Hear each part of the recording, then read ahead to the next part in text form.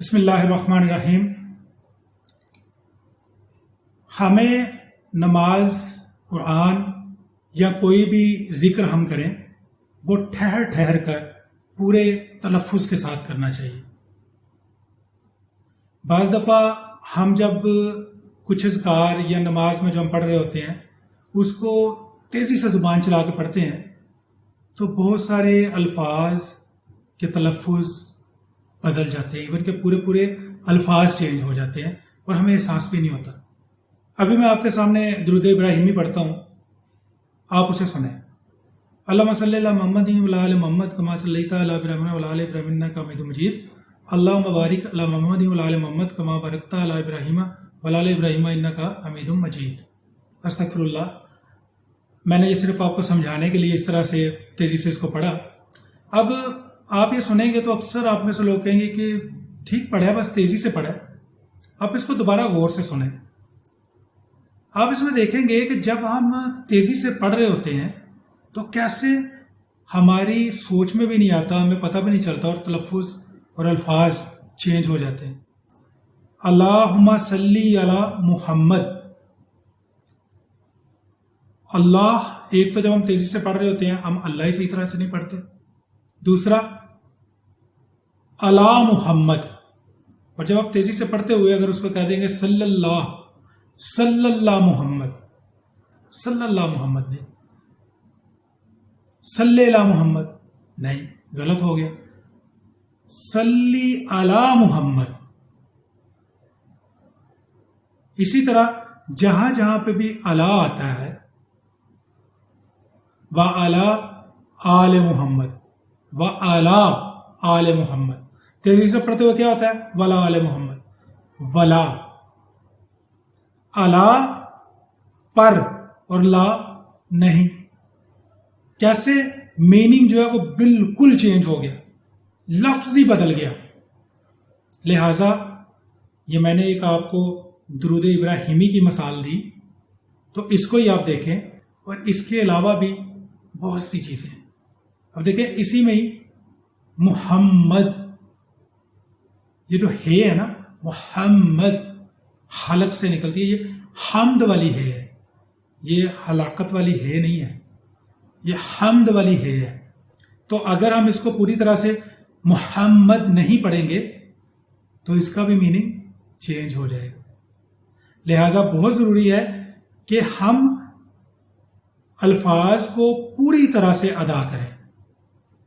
अल्लाहुम्मा सल्ली अला मुहम्मद व अला आले मुहम्मद कमा सल्लैता अला इब्राहीम व अला आले इब्राहीम इन्नका हमीदुम मजीद।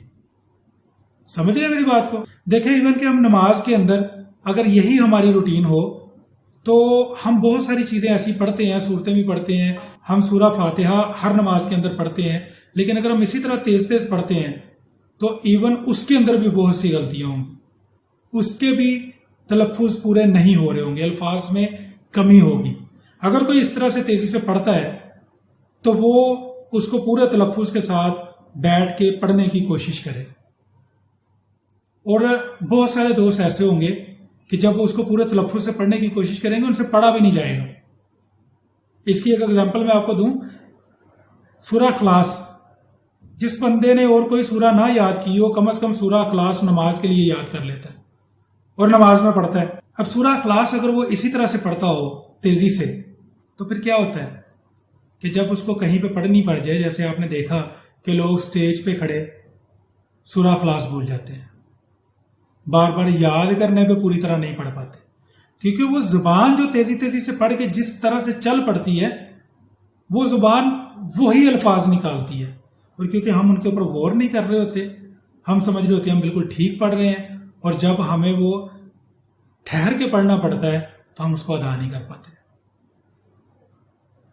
इसकी एक बहुत अच्छी बड़ी बेहतरीन टेक्निक ये है, जो कि कुरान मजीद की एक आयत का मफहूम भी है, कि जब आप नमाज पढ़ो तो इतनी आहिस्तगी से आप जरूर अल्फाज को अदा करो कि वो आपके अपने कानों तक पहुंचे।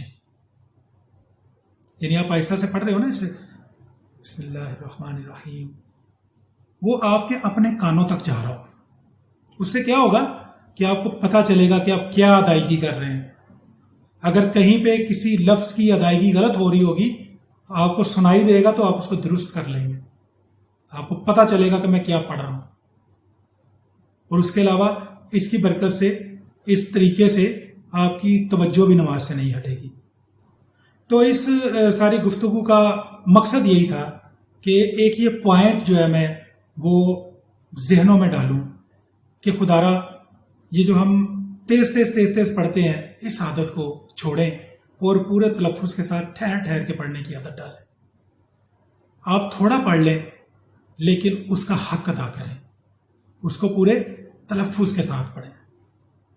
اللہ تعالی ہم سب کو دین کی صحیح سمجھ عطا فرمائے اور اس پر عمل کرنے کی توفیق عطا فرمائے. ہم سب کو 5 وقت نماز باجماعت ادا کرنے کی توفیق عطا فرمائے. آمین ثم آمین. Thank you very much.